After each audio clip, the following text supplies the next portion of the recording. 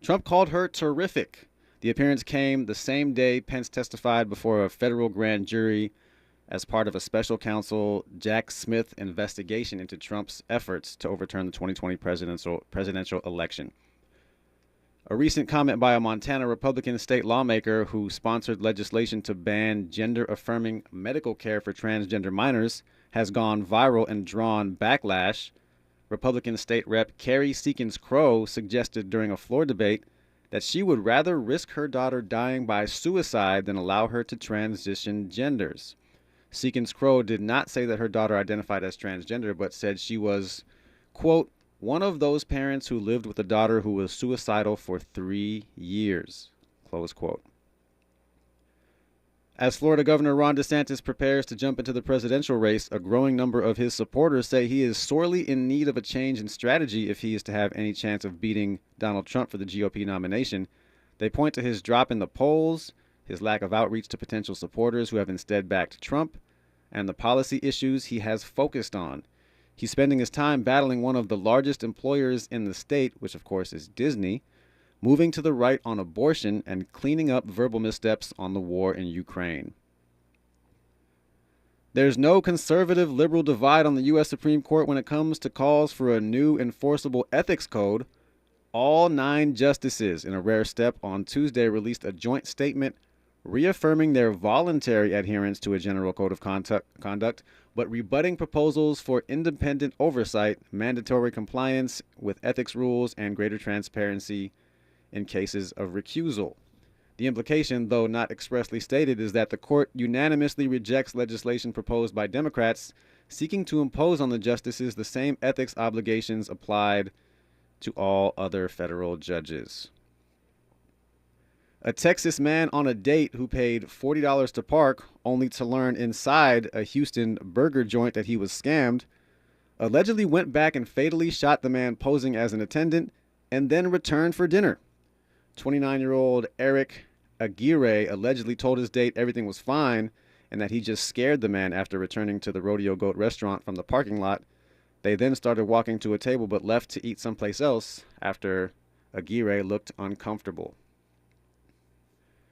A Dutch court on Friday banned a man from donating any more of his sperm after he fathered at least 550 children in the Netherlands and other countries and misled prospective parents about the number of offspring he helped to conceive. A judge at the Hague District Court ordered the halt in an injunction brought by the mother of a child conceived with the donor's sperm and a foundation representing other parents. A new report released this week by the Environmental Protection Agency projects the devastating health impact of climate change on children. Effects include higher rates of respiratory disease, reduced academic achievement, higher rates of infections, and risk of housing insecurity in coastal cities. And finally, Roy Wood Jr. is set to host the White House Correspondents' Dinner tonight. Going to talk to my brilliant contributors about all of these topics when we come forward on KBLA Talk 1580. She's the real deal in real time. You're listening to Areva Martin in real time on KBLA Talk 1580. KBLA Talk 1580. We've got a lot to talk about. Hi, Maisha Cairo here, KBLA, live at Chase Bank on Crenshaw and Vernon for the In This Together tour with female business owners, a day of empowerment, community panels, and best of all, tips on building business from marketing to capital. I was able to speak with one of the panelists, the owner of Kids Love. Take a listen.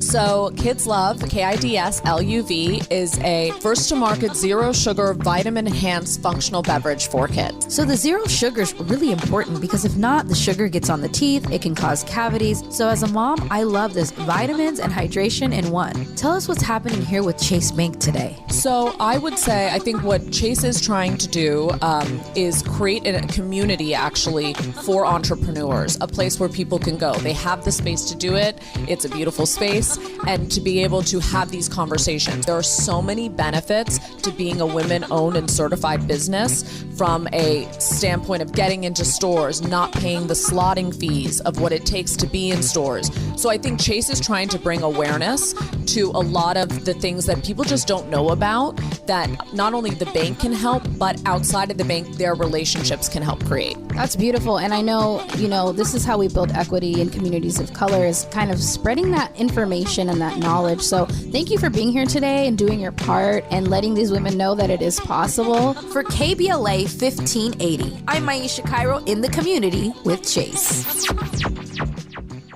Congratulations to Grace Memorial Chapel and Funeral Home for being this week's winner of KBLA's Office of the Week. Your office won lunch for 10, delivered by the original Taco Pete. Congratulations to Grace Memorial Chapel and Funeral Home. King C. Gillette is the modern man's answer to their facial hair. A complete set of precision tools and quality care products fit for your beard style. There's the King C. Gillette Beard Thickener that strengthens the facial hair you already have while increasing the volume of each strand for a noticeably thicker look. And with daily use, it maintains thickness with a lightweight fragrance with the King C. Gillette signature scent.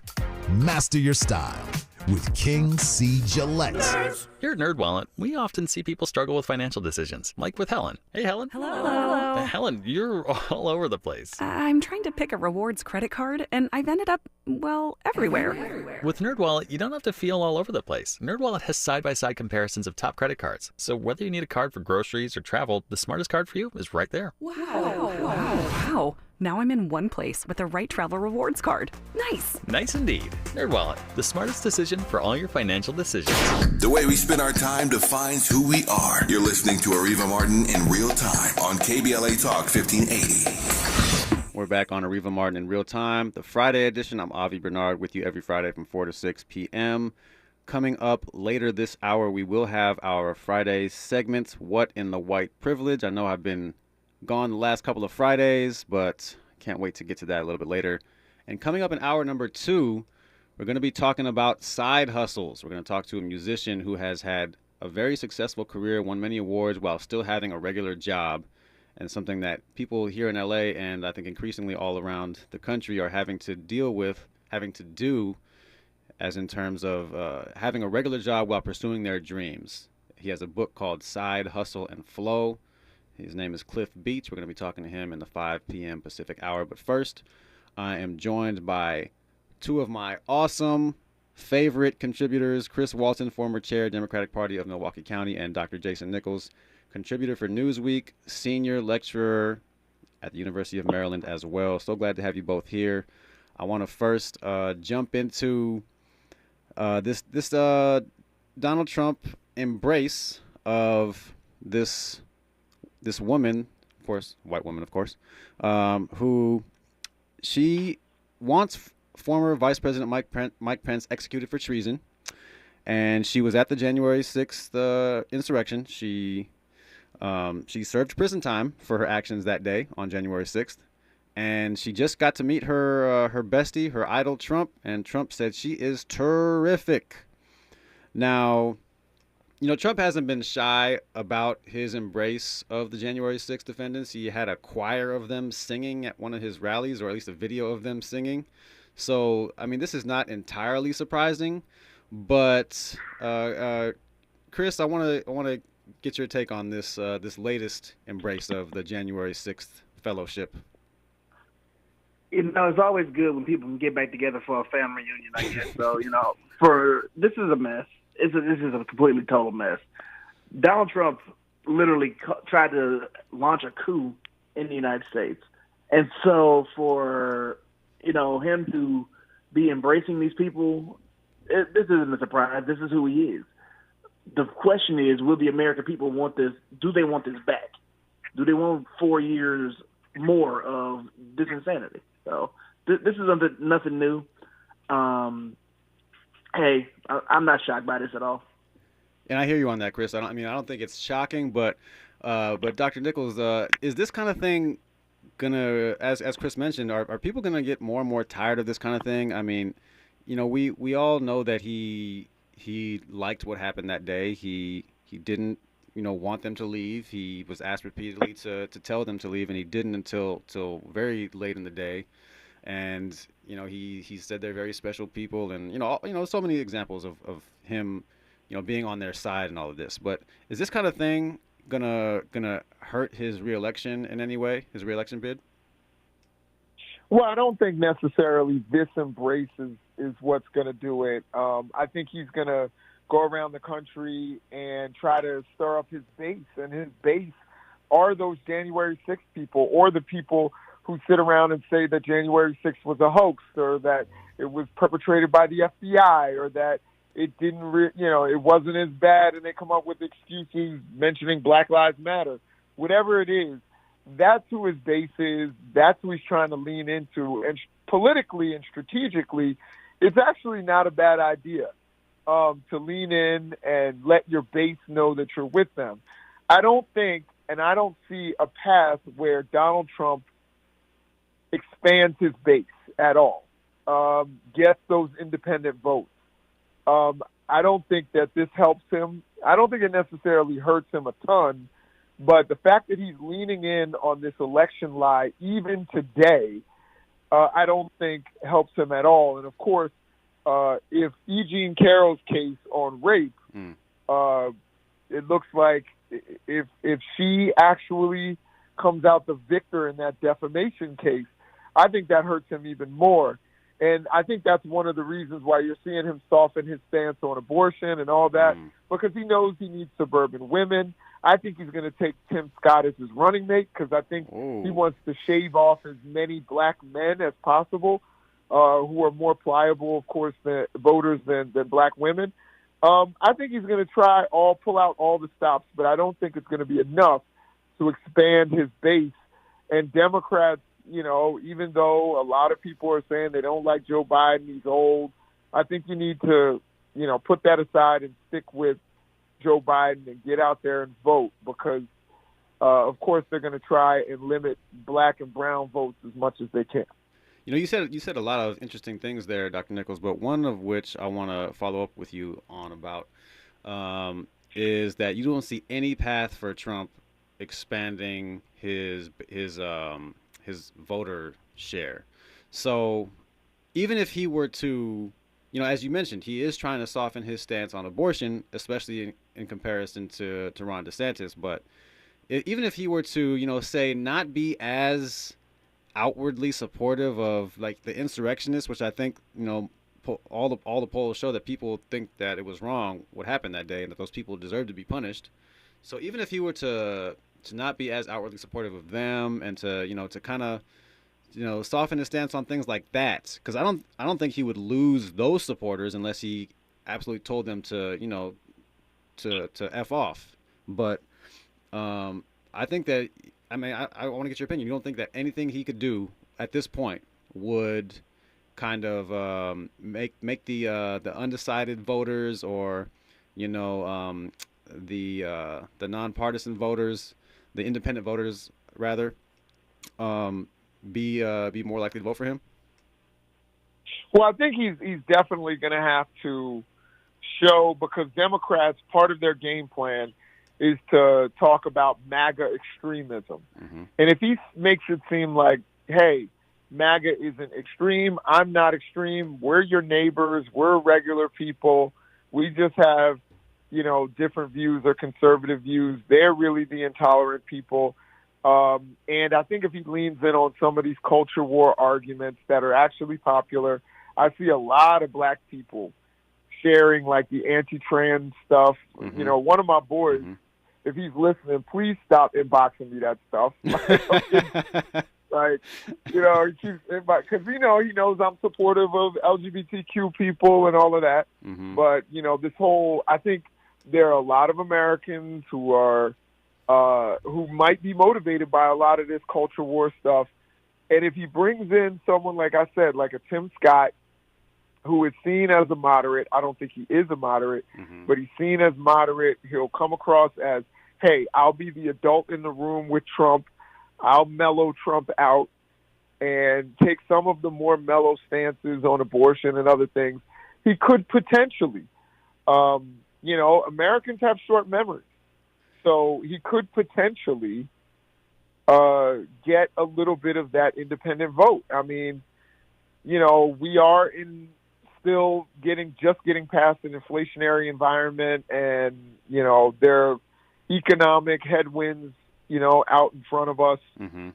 If we really do go into a recession, I think it could be a race. If we are able to get this debt limit thing solved and it's smooth sailing, I think Joe Biden could run away with this thing, and I think he could win an electoral blowout. But either one could happen, and there's a strategic path for Donald Trump to get some of those independent votes. So, Chris, what do you think about what Dr. Nichols just said? I actually had a couple of Democratic strategists from the state of South Carolina on the show this week, and one of them said that he thought Trump might pick Tim Scott, and I didn't agree with that just because, as you said, Dr. Nichols, that he's seen as a moderate, and all the things Trump says and does. I mean, I think anyone who was his running mate would find a way to go along with them, as Pence always did and as the whole party always has done. But it just doesn't seem like a good fit to me. But maybe for Tim Scott, he might see it as his only potential path to the White House, because I think a lot of these candidates now are really auditioning for a vice presidential role. And so rather than running for president, because they know they're not going to beat Trump. So, but what do you think about that, though, Chris? Do you think that Tim Scott is a likely choice as Trump's running mate? If Tim Scott is a moderate, I'm a moderate from the left. Tim Scott is a right-wing extremist as they come. And so, definitely not. But he will definitely, as he's shown many times time and time again, he'll tap dancing and hold that line for whatever they need him to do. But I don't think Tim Scott is the person that he'll pick, even though it would make sense if he just needs somebody to say, hey, I have a black friend. So that would make sense to put Tim Scott. That's the job he's been doing for quite some time at this point. I think that Donald Trump is going to look for somebody like a Carrie Lake. He's going to want a woman on the ticket to balance it out, to go up against Vice President Harris. But I think she kind of hurt herself by losing the governor's race. But when it comes down to it, I think we really need to look at the fact that we have an administration currently with President Biden and Vice President Harris that has spent their entire administration cleaning up the mess of the last administration. Mm-hmm. And so it doesn't make sense for me to give the person who created all of this mess, to give them back the wheel to drive it back into the hole again. Like, I need for the American people to remember where we came from, a global pandemic and a domestic political civil unrest under that president. Crimes began to spike under that president. The economy collapsed under that president. Now to give him back the wheel and say, okay, yeah, you screwed up last time, but maybe you'll do better this time because, we didn't get to finish putting everything back in from where you left. I don't think that'd be a good idea for the American people. But the American people have a funny way of deciding what works best for them. And so I think if we have the message, what I think we do, we have 12 million new jobs created, the lowest black unemployment in American history, more people with health insurance than ever before. I think we have a message that we can sell. We have legislation we actually put in place, infrastructure that's been built. We saw what that looked like in 2022, and we have, as long as we put our hands and our messages and our minds to it and actually fight this race out and don't allow Donald Trump to get the media to run behind whatever flaming bag of garbage he's putting out that day, I believe we have a very high chance that we could run away with a blowout with this thing. So that's both of you. Okay, go ahead. Sorry. Yeah, but if we don't get out there and fight. Yeah, please, go ahead. Yeah, can I respond? The only thing that I'll say, and I agree with most of what Christopher said, the only thing that I'm going to disagree with is he will not take Carrie Lake. Carrie Lake is too. So when you choose a running mate as the top of the ticket, you don't want someone who is as charismatic or could potentially outshine you. Oh, okay. This is why Hillary Clinton chose Tim Kaine instead of, she had to find the one person who was less charismatic than her. This is why Bill Clinton took Al Gore. This is why, even W took Dick Cheney. you don't bring somebody who people start clamoring for and thinking, wow, maybe that guy should be president. This is honestly why Joe Biden, even though he was supposed to, be a bridge to another Democrat, I believe there were more charismatic running mates out there than Vice President Harris. And even that was a special circumstance. But I think in most cases, you don't want somebody like that. And as a matter of fact, Carrie Lake is very charismatic. Say what you want about what she actually stands for, but she is very charismatic. She's somebody who Donald Trump will not like taking headlines and, taking energy away from him. And we see he's slowing down a little bit, whether people want to admit it or not. I saw that campaign announcement.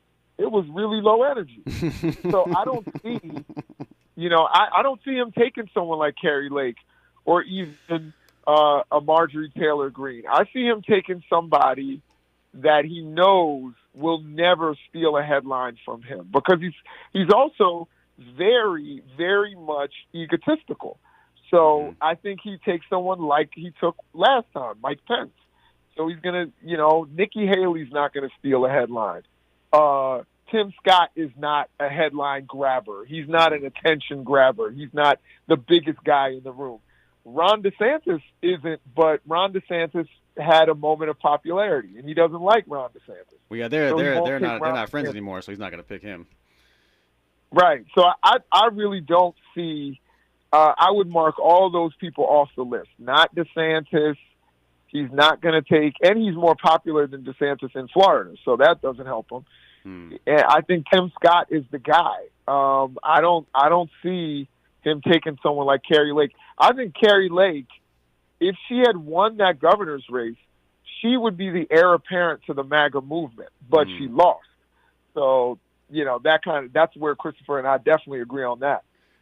All right, so Chris, what do you say to that? I mean, because that's interesting. I was actually going to ask you. I'm glad you jumped in, Dr. Nichols, because I was going to ask you what you thought about Chris saying that Carrie Lake was a likely choice as Trump's running mate. But what do you say to Dr. Nichols, Chris?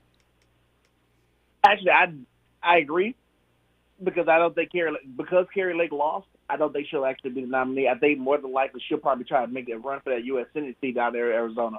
Okay. But I agree. We are 100% in agreement, honestly. I do think he's going to try to pick somebody milquetoast, somebody who will fade into the background. That is truly a way you go with picking vice presidents for some people who aren't confident enough to hold the spotlight for themselves. And Donald Trump has proven time and again that he is never confident enough to hold the spotlight by itself, so he has to make sure everybody else's light is dimmed. So that would make 100% sense. I could also see him picking maybe one of those governors, maybe like a governor of Montana, maybe a governor from somewhere down south, just a random governor, just somebody to put themselves in the spot, who will not take it, who will not challenge him, because we saw what Mike Pence did. Yeah, what do you think though, Chris, about what Dr. Nichols said regarding a lot of black people being on the Republican side on the anti-trans issue, on the transgender issue, and on anti-LGBTQ issues, and that being a potential reason for some black people to be going over to the Republican side? I feel bad that there are people out there like that. But when we get right down to it, none of us are free until we all free. And the fact that there are some people within the African-American community who believe that we have to hold back some in the LGBT community, it's just not right. And we should have a history of examples of why it's not right and how people have been treated just because they are different or they look different or they believe differently. We should be on the forefront always pushing to make sure everybody has all their equal rights. And I think it's appalling that anybody would step forward, especially in the African-American community, and say, no, we need to gatekeep these people. You don't get to have the same rights as I do. Because when it comes right down to it, these are American citizens just like we are, who pay their taxes, who want to be loved and be safe and be free in any environment that they are paying to be in and have the right to be in. So I don't understand why we in the African-American community would have that issue, but I think it's also very telling that this week that Dwayne Wade came out and announced that him and his family had moved from the state of Florida. I think we have to begin to actually practice what we preach and use our money and walk away from a lot of these places that are attacking us, whether it be voting rights, whether it be economic justice, whether it be climate justice. Everybody don't need to run to Texas right now, unless you go run down there and register to vote when you move down there and flip that state. We have to start using our votes, and we have to start using our dollars to make these different conservative states actually respect our votes. Well said. When we come forward, I want to talk about, Florida governor. Speaking of Florida, Ron DeSantis, he's looking more and more like he's getting ready to jump into the race. We all thought he would eventually, but it's looking like that time is coming very imminently. And also, on the transgender issue, there's this Montana Republican state lawmaker who essentially said she'd rather risk her daughter dying by suicide than allow her to transition genders. So I want to talk about those two issues with both of you when we come forward on KBLA Talk 1580. Areva time is the right time. More of Areva Martin in real time when we come forward. I'm Julius White. Here's the latest from the Black Information Network. 3 people are in the hospital after a drive-by shooting at a North Seattle, Washington gas station early this morning. Medics took 2 men and a woman to Harborview Medical Center with varying injuries. Well, after getting part of his finger bitten off by a homeless suspect, a Los Angeles, California police sergeant is now recovering. The officer had to undergo surgery after the suspect bit off part of his pinky finger on Thursday. Officers were escorting the suspect away from a light rail station after spotting him with drug paraphernalia. And Jazz Fest is underway in New Orleans. This year's event is bringing some of the biggest artists in the world to the Big Easy, along with great food to celebrate New Orleans' heritage. Be mindful, meteorologists are warning there could be rain in the forecast tomorrow, and Jazz Fest attendees should stay up to date on the weather. I'm Julius White on your home for 24/7 News, the Black Information Network, and BINnews.com. In downtown LA on the 10 eastbound before Santa Fe Avenue, still got that stalled out big rig blocking the 2 right lanes. Overall, that 10 eastbound is a crawl leaving Santa Monica. Then on the 10 eastbound, right before you get to the 110 South Connector, got a report of a crash blocking the right lane. Also downtown on the 110 North at 3rd Street, got a report of another collision. Looks like that is in the Center Divider area. Progressive Commercial Insurance flexes to fit your business needs, from quick repairs to adjustable coverages and even payment options. Progressive Commercial makes it easy to get what you need. Quote today in as little as 6 minutes at progressivecommercial.com. This is the KBLA Sports Minute with Ray Richardson. The NBA Western Conference semifinals could be finalized tonight. If the Lakers beat Memphis and Golden State closes out Sacramento, the Lakers and Golden State will meet up in the semifinals next week. Phoenix is at Denver tomorrow night. The Eastern Conference semifinals are set. Miami is at New York Sunday for Game 1. Philadelphia and Boston jump it up Monday night. Congratulations to Suns forward Kevin Durant. He becomes just the 3rd NBA player to get a lifetime contract with Nike. Durant joins LeBron and Michael Jordan in that elite category. Congrats also to Baltimore Ravens quarterback Lamar Jackson. He now has the NFL's highest average salary after signing a 5-year extension worth $260 million. $185 million is guaranteed. The new deal pays Jackson $52 million a year. No debates, no speculation, just the info you need. That's your KBLA Sports Minute. I'm Ray Richardson. More news, opinions, and conversation when we come forward on KBLA Talk 1580. Follow the leader. KBLA Talk 1580. Follow the leader. Be sure to follow us on Instagram at KBLA 1580. Follow the leader. Are you ready? The station leading the way with exclusive interviews, Follow the leader. stimulating conversation, and intellectual discourse that empowers, enlightens, and informs. Follow the leader. Follow the leader at KBLA 1580. We've got a lot to talk about. Keep following the leader. Follow the leader. Follow the leader. Follow the leader. Follow the leader. Without the ones like you, who work tirelessly to keep things running, everything would suddenly stop. Hospitals, factories, schools, and power plants, they all depend on you. No matter the weather, emergency, or time of day, you're the ones who get it done. At Grainger, we're here for you with professional-grade industrial supplies. Count on real-time product availability and fast delivery. Call, click Grainger.com, or just stop by. Grainger, for the ones who get it done. When you're an innovative business, every blinking cursor every blank page is an opportunity. What will you do with it? Will you make something better or create something new? Our Dell Technologies advisors provide you with tools and expertise to do incredible things. Because we believe there's an innovator in all of us. For advice on smart PCs powered by Intel V Pro that's built for business, call a Dell Technologies advisor at 877-ASK-DELL. KBLA Talk 1580. We've got a lot to talk about. Tired of being locked out of job opportunities and shut down by systemic racism? KBLA stands with you in fighting for the rights of black workers, and we don't black down. The Los Angeles Black Workers Center is a dynamic alliance of workers, organized labor, community-based organizations, clergy, students, and scholars, working collectively to improve the position of the black working class. The LA Black Workers Center takes a comprehensive approach to addressing the black jobs crisis. Their programs promote access to quality jobs, racial equity in hiring and retention, discrimination-free job sites, and they prepare black workers for employment in high-wage, career-track jobs. The Black Workers Center supports workers who need help protecting their rights on the job. They give workers access to quality jobs and remove systemic barriers to employment. To sign up for free career readiness training, get involved in organizing around anti-discrimination, learn about union apprenticeship programs, or sign on to a trade registry, please visit www.lablackworkerscenter.org. That's lablackworkerscenter.org. Together, we can beat the black jobs crisis. This is a community call to action from KBLA Talk 1580.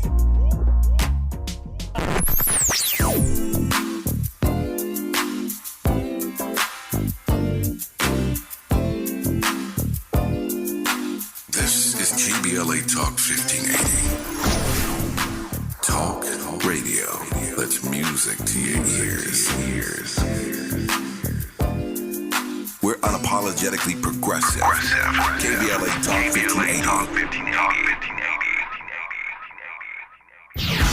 There's no time like the present. Let's get back to more of Areva Martin in real time on KBLA Talk 1580. Welcome back to the Friday edition of Areva Martin in Real Time. I'm Avi Bernard, back with my contributors, Dr. Jason Nichols, contributor for Newsweek, senior lecturer at the University of Maryland, and Chris Walton, former chair of the Democratic Party of Milwaukee County.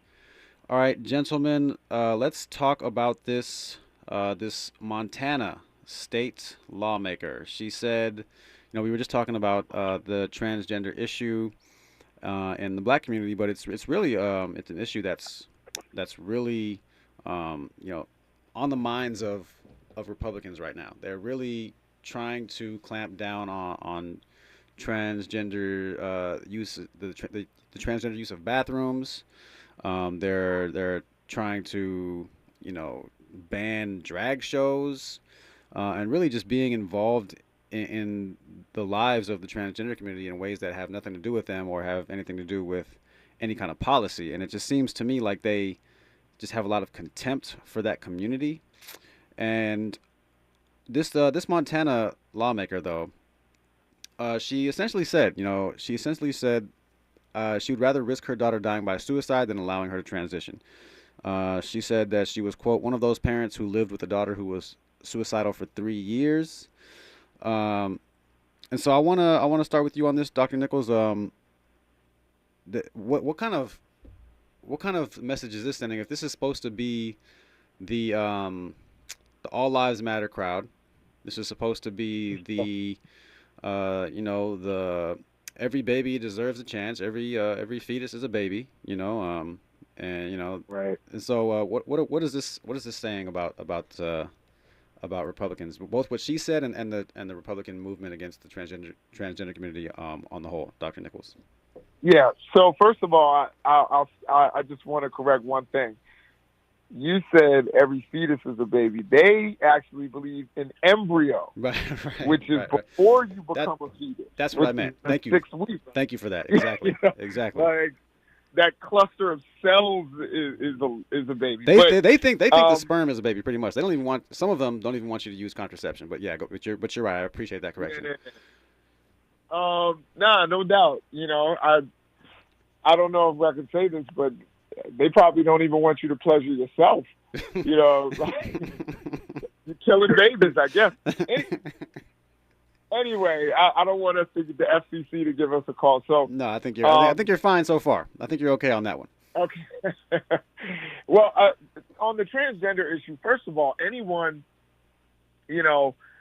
who would say that they would prefer their child commit suicide, full stop, is not a parent. And I have 3 children of my own, and I want them to have as smooth sailing in life as they can possibly have. And let's be honest, in our society, particularly as black children, in our society, it's going to be easier if they are cisgender. That's just the reality of it. However, the idea that you would disown your child, or rather that they don't exist, is despicable and disgusting, and you must not really love that child. And for all of the times that they send social workers to come and take black people's kids away, maybe those social workers at CPS need to start looking at people who say things like that. Maybe they'll come into a black family, a working class black family's home, and see maybe a mouse dropping, and then they want to come and snatch your kids away.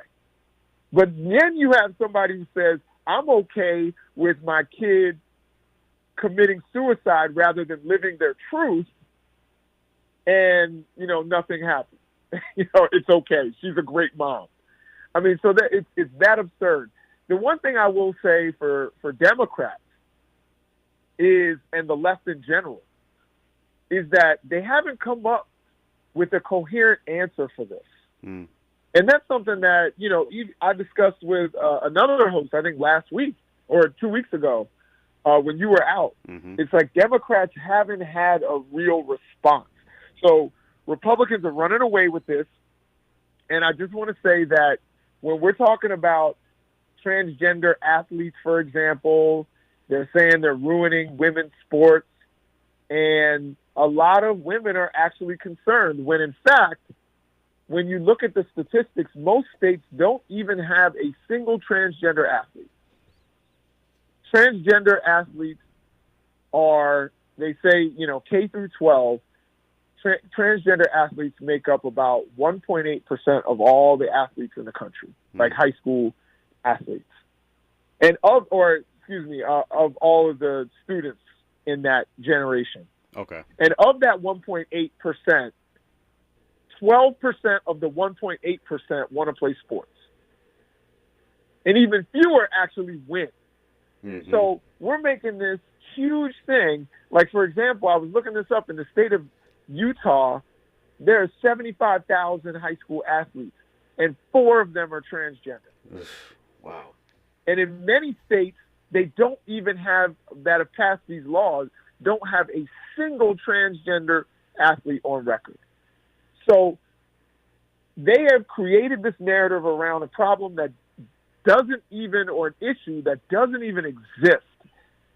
What Democrats, I think, need to focus on is the issues that really matter more so than, sports and all this kind of stuff that is secondary.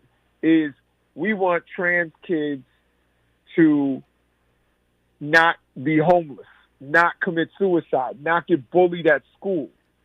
We want them to have the same opportunities and be able to live their lives in their truth. But there's been all of this stuff and all of these narratives that have been spun on the right, that they're going to come, that some teacher is going to convince your kid to mutilate his genitals and all this kind of craziness that's not even happening. And they're winning on the messaging front because Democrats don't really have an answer. They don't have a coherent response for any of this. And that's why it's running wild. And I think it is, just from the black folks that I know, who black folks are culturally conservative in many ways. Those messages are resonating about a problem on many fronts that doesn't even exist. And we've got to find a way to message around this and keep this coalition of, conservative voting, black folks conservative culturally, but politically liberal black folks and Latinos, and get them focused on the things that matter, like jobs and quality of life and health care and Medicaid and Medicare and infant mortality and all these issues that really, really are life and death, and not be thinking about a swim meet. I always ask people, I'm like, well, do you know? I gave a speech once where the person who spoke before me was a conservative woman. We were in Arizona, and she started speaking about transgender swimmers and about Leah Thomas. And I'm like, can anybody in this audience name who won the NCAA national championship in swimming, women's swimming? Nobody could. I guarantee. Before Leah Thomas? I guarantee. Yeah, I was like, I'll take anyone in the last 10 years if you don't Google. And they couldn't name it until a professor came up to me later and was like, Katie Ledecky. And I was like, okay. I understand. The most famous American swimmer right now. You could just throw her name out there and she probably won because she's like the most celebrated female Olympian of this generation. So I don't even know if you could accept that one. Yeah, I wouldn't. I mean, honestly, I didn't know. They could have said any name. They could have said Sarah Johnson. And I was like, oh, okay. Because I don't know. And I'm a big sports buff. Yeah. As soon as this is over, I'm watching the NFL draft. Yeah, same. No, So, I hear you anyway. on Yeah, my last point, and I don't want to take up any more of Chris's time, but like we have to find a coherent message on this and how to respond to it, and not let it bubble up, because they are going to continue to pound us with this, and at the expense of our trans brothers and sisters. Yeah, no, I mean, you make some great points, Dr. Nichols, and especially about the messaging. I completely agree. And let me just read what she said. She said, quote, "One of the big issues that we have heard today and we've talked about lately is that without surgery, the risk of suicide goes way up. Well, I am one of those parents who lived with a daughter who was suicidal for 3 years. Someone once asked me, wouldn't I just do anything to help save her? And I really had to think, and the answer was no." Chris, what are your thoughts about the All Lives Matter crew on this one? This is personal for me. As a member of as a gay man, as a gay black man, this is very much so personal for me because I'm a member of the LGBT community, LGBTQ, and so I was very lucky not to have a family that was anti-gay or homophobic. But I know many people who did end up on the streets, who did end up doing things to make, just to make ends meet. And I've seen the consequences of dumb people like that woman.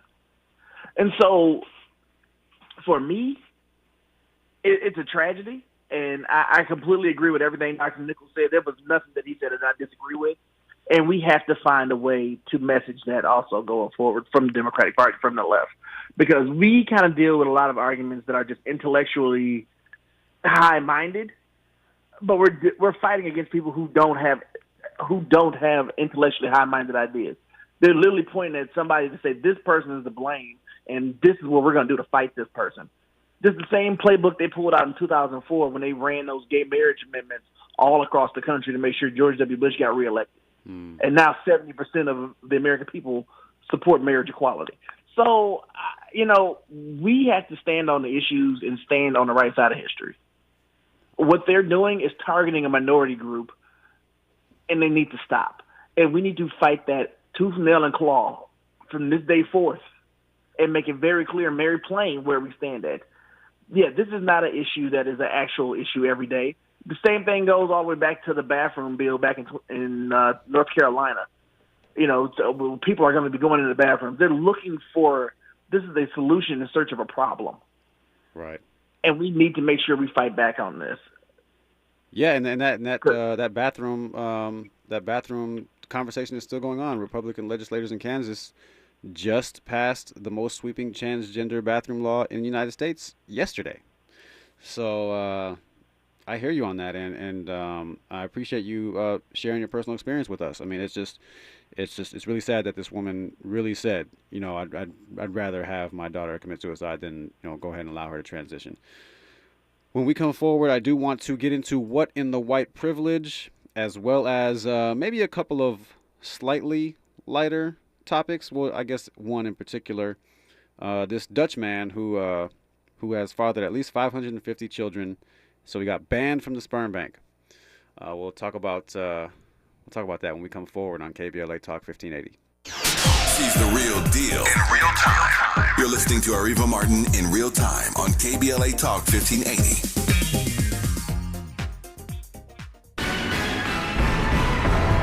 Governor Newsom and advocates at impasse over funding for black students. Maisha Cairo here with your K-Black Minute News, brought to you by Lendistry. Story courtesy of CaliforniaBlackMedia.org. Mid-April, the Black in School Coalition met, and there were over 2,500 K-12 students, parents, and education advocates, plus civil rights leaders, marched to the California State Capitol to demand increased funding for black students in the state's public schools. They were all calling on the governor and California legislature to not move forward with the equity multiplier in Newsom's education budget, which was made to substitute AB 2774, which would have granted funding for the state's lowest performing group, black students. But advocates say Newsom's proposal falls short of that goal. All in all, the Black in School Coalition is calling for more support for black students in California schools.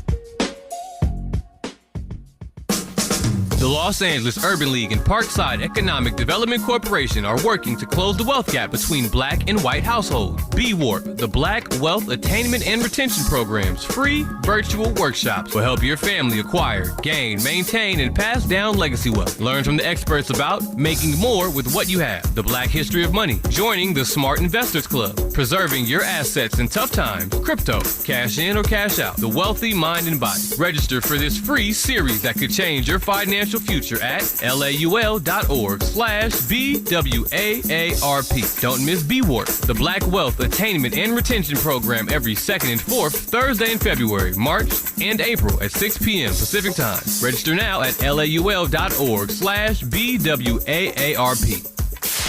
KBLA Talk 1580. We've got a lot to talk about.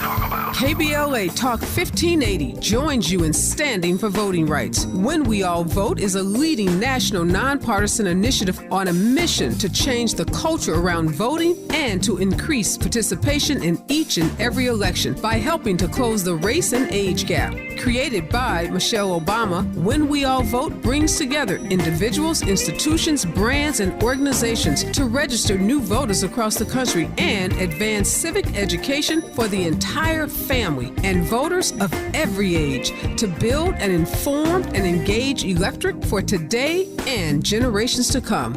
When We All Vote empowers their supporters and volunteers to take action through voting, advocating for their rights, and holding their elected officials accountable.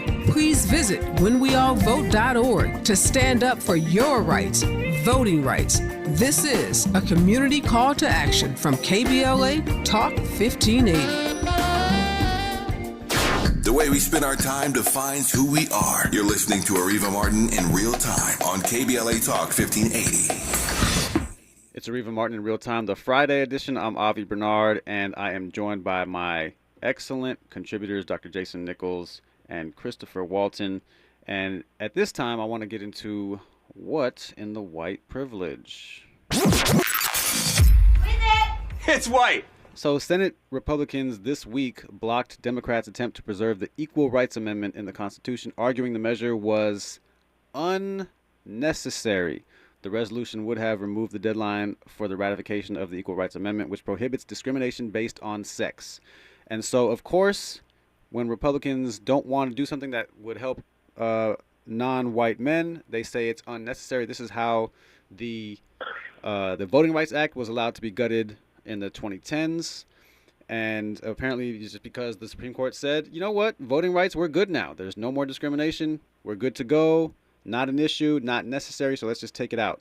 Why take a protection out because you deem it unnecessary? It would only be someone who has no experience with discrimination, who is completely oblivious to the struggle of others, who would say that some legislation that protects a certain group of people is unnecessary. That is why Senate Republicans blocked Democrats' attempt to preserve the Equal Rights Amendment. And not only did they do it because they are oblivious to the struggle of others, but because they don't want things to be equal.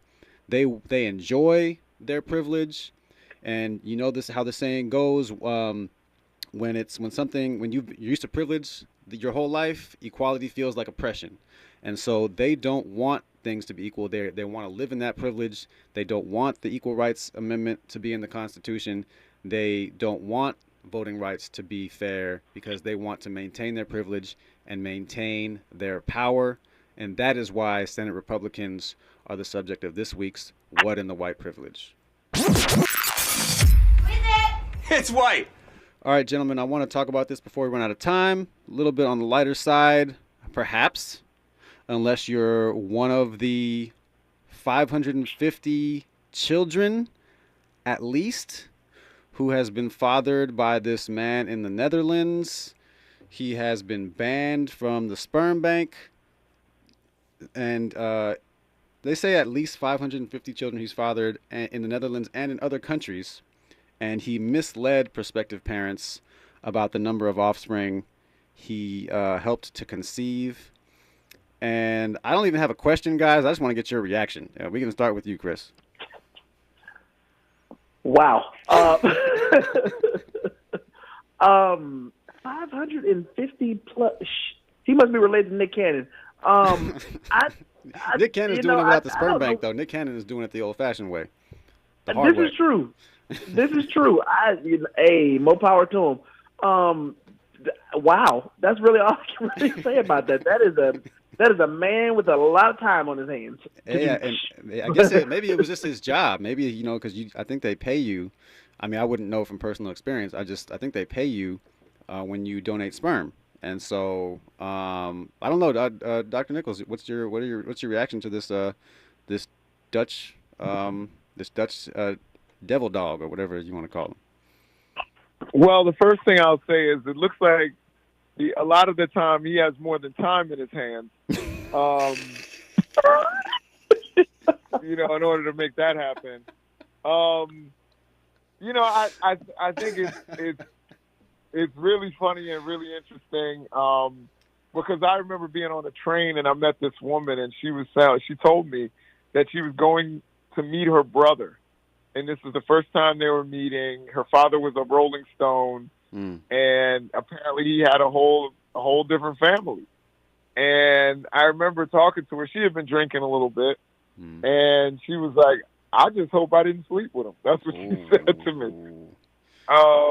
Because when you have 550 offspring like in one area, dangerous. That's why you don't want to have that, because those kinds of things can happen unintentionally. Yep. So, I mean, he was playing with fire. I don't understand. Like, some dudes seem to feel like, I don't know, like that's some sort of cool thing.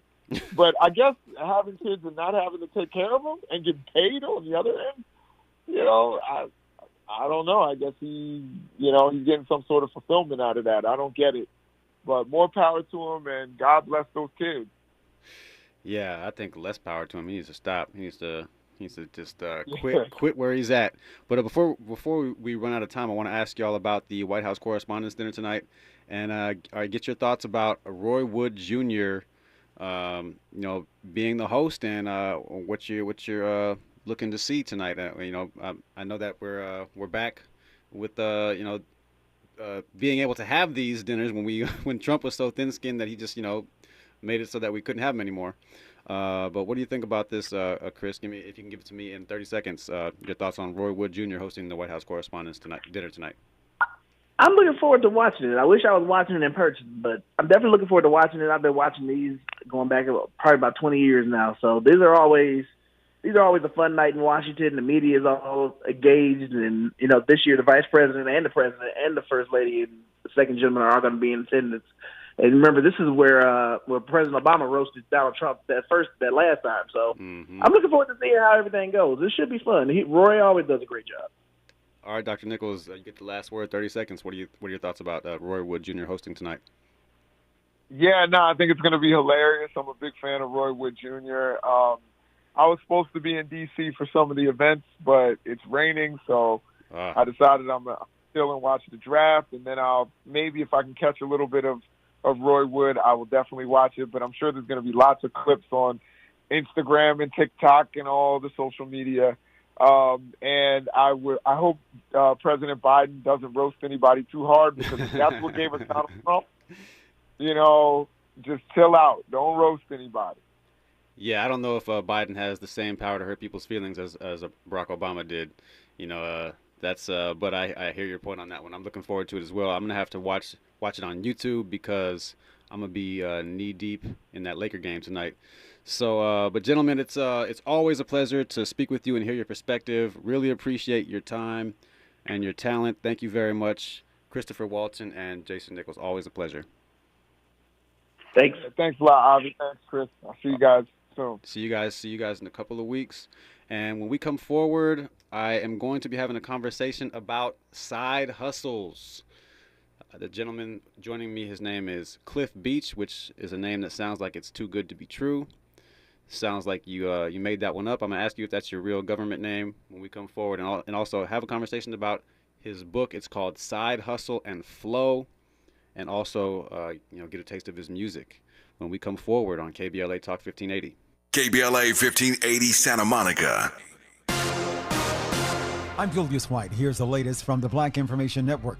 The White House is urging Americans living in Sudan to leave the country within the next 24 hours. White House Press Secretary Karine Jean-Pierre said Thursday they are urgently working to create options. The situation could deteriorate at any moment, and we are communicating with citizens who have requested information about those options. Over 500